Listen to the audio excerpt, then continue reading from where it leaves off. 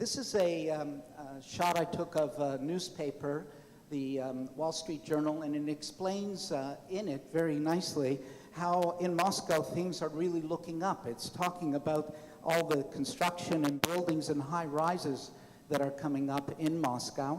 And it explains that by the end of 2014, Moscow will hold claim to 4 of the tallest buildings in Europe, which is really quite incredible.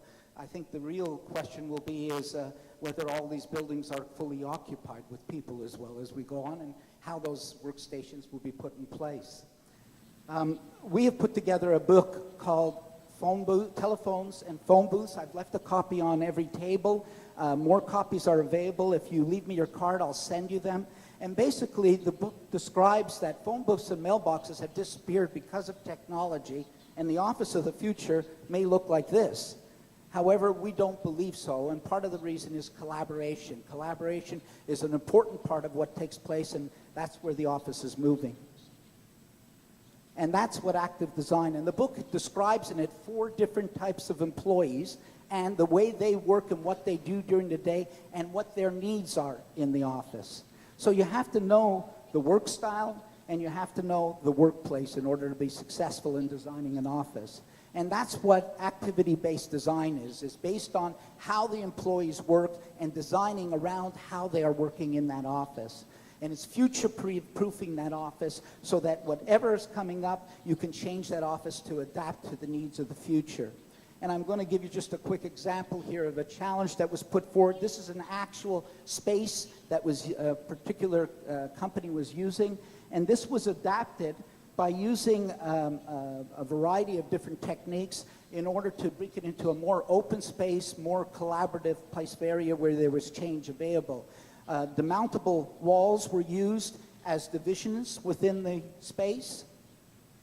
And I'm also providing you with the different areas and how they were used. So focus areas, collaboration areas, learning areas, and social areas. And you can see them color-coded on the screen. I then also divided that area up by their different work types. So you see their collaborative areas, their defined work states, hot seats, and how that works within the office. And the numbers, of course, for that office will increase because there are hot spaces where I counted 2 people for 1, and that's how you're allowed to increase the numbers in that space.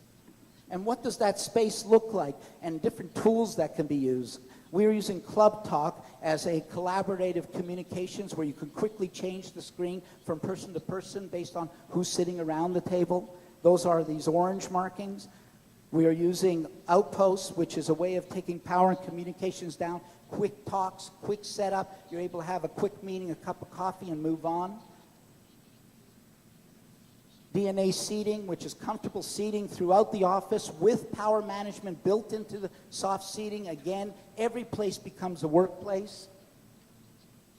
Sidewise was again effective tool for sitting, communicating, getting work done, and storage in that office space. And even in the walls, being able to put monitors in the demountable walls so that space can be used effectively as well. And how will that space look? From a perspective of the dedicated workplaces, these are, for flexible workplaces. From a perspective of the open office, and here you have 2 individuals, the vice presidents, using a joint combined conference area with a variety of different tools around, including storage cabinets, where the purpose who's in for a short time can put his product, his things in, and leave them and lock them, and that's done with a combination lock.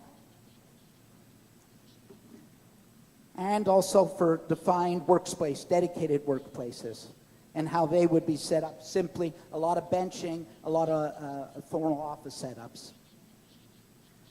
Just to finish off, a quick word on a couple of interesting little products I saw. One was I'm in, I'm out, I called it. And basically, in the open office, it's very hard to define your space and tell people not to bother you. Well, in this way, you pass something around the office telling them that from now on, when the light is on, that's near the office, and you'll see a better picture of it. If it's green, you can talk to me. If it's red, please don't disturb me. And it's controlled by the computer. And this is quickly becoming a product, and we're presenting it at NeoCon as one of our small product entries as well. An inexpensive way to do something different in the office.